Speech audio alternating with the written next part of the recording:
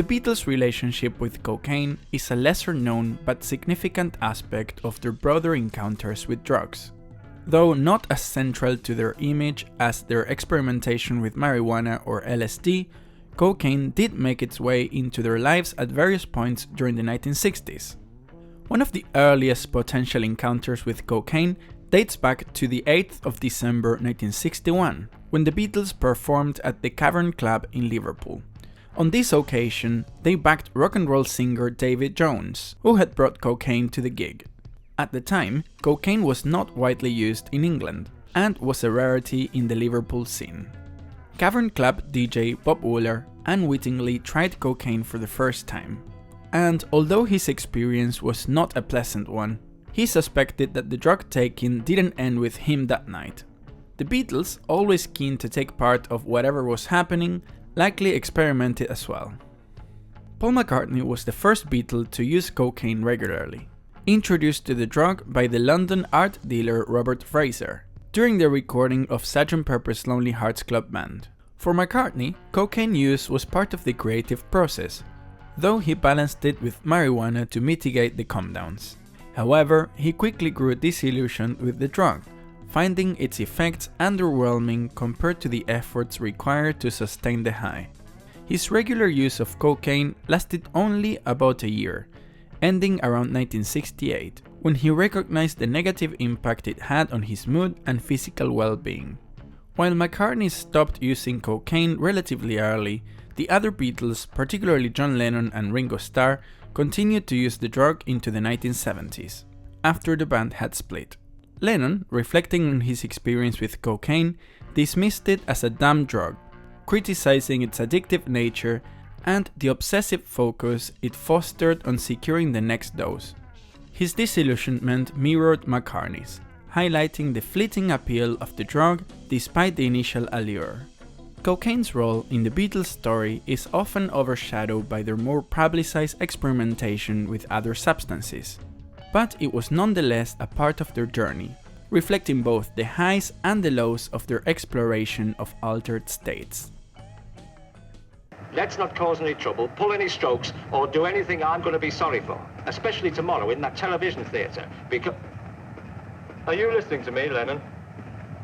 Hi, sorry to interrupt the video. Just a very quick, very important announcement. I published a book. That's right, I published a book. It's called From the Cavern to Abbey Road, a journey through the Beatles' iconic landmarks.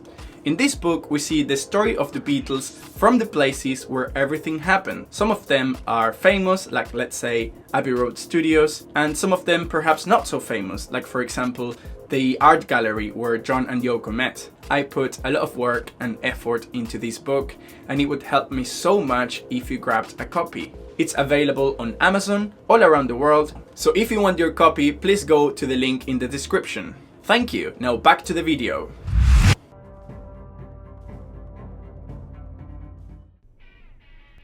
The Beatles' experience with heroin was a dark chapter in their history, one that primarily revolved around John Lennon, though Paul McCartney also had some brushes with the drug. The band's first exposure to heroin likely occurred in 1965 during the filming of Help in the Bahamas.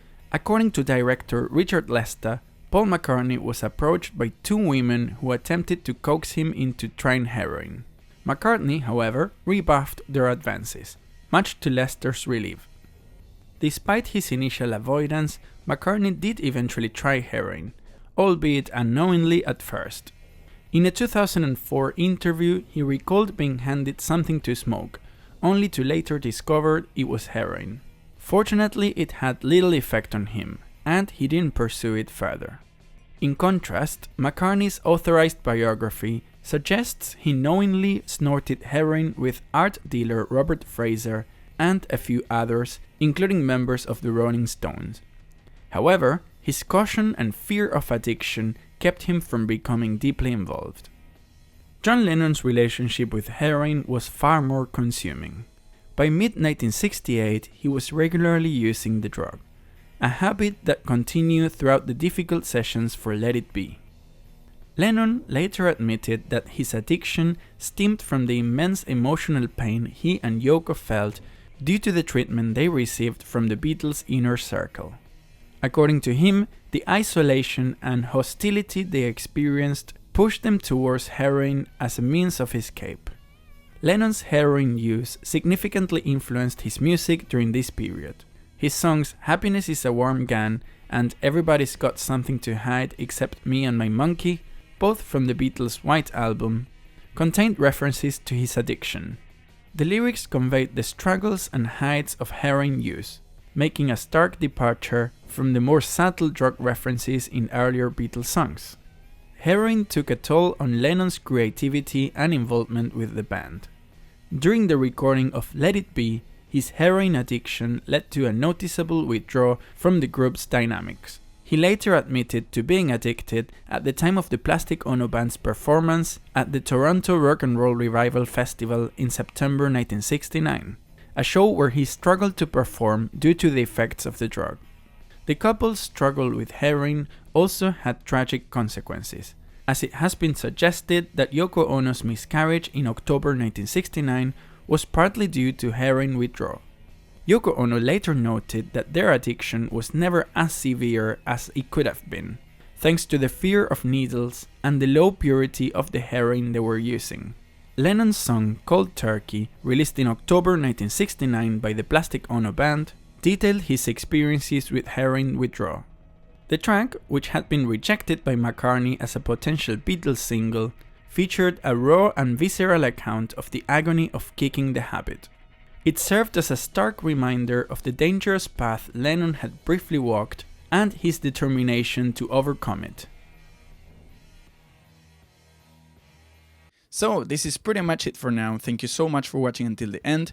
If you like this video, please give it a thumbs up. You can also follow me on Instagram or Facebook. There is a PayPal link for donations. Of course, every donation will be absolutely appreciated. You can also buy my book. Actually, that would make me very happy indeed. The Amazon link is in the description. Or the free option is just to subscribe to this YouTube channel and maybe click the bell icon so you're the first to know when I upload new videos. Thank you for watching. See you next time. Bye.